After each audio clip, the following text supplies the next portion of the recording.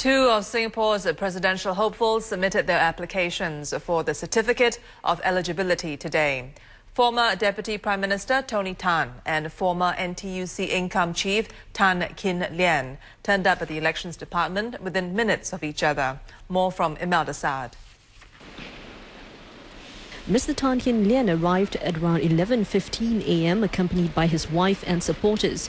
About 20 minutes later, Dr. Tony Tan's car was spotted pulling up at the Elections Department and then driving off. The vehicle came back shortly after when Mr. Tan had left.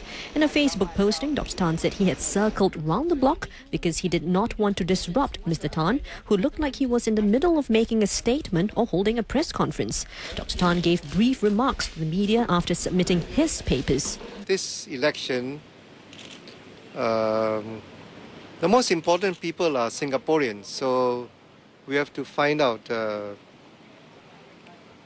what are their aspirations, their needs, and their views. And that's what I'm doing now. Earlier in the day, Mr. Tan Kin Lian had chaired a news conference to elaborate on his campaign platform. He said he's applying for a certificate of eligibility under a special clause. Under the law, candidates include those who have served at least 3 years as a chairman or CEO of a statutory board or company with a paid-up capital of at least 100 million Sing dollars or served in a similar capacity. Mr. Tan said in all fairness, he will qualify since he has nurtured an insurance cooperative for 30 years with a shared capital of $500 million and assets of $17 billion. You couldn't just say, because you're not a company, you don't qualify. Because I think the responsibility matches many times what other candidates would qualify. So I'm quite confident I will receive the approval.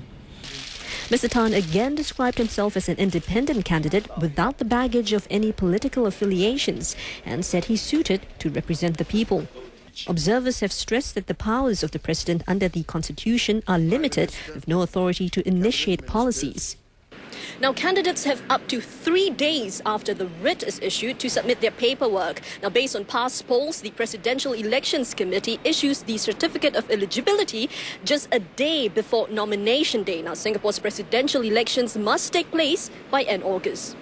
And it looks set to be a 3-man race, with former MP Dr. Tan Cheng Bock telling Channel News Asia all his paperwork is ready and that he just needs to decide on a day to submit his forms.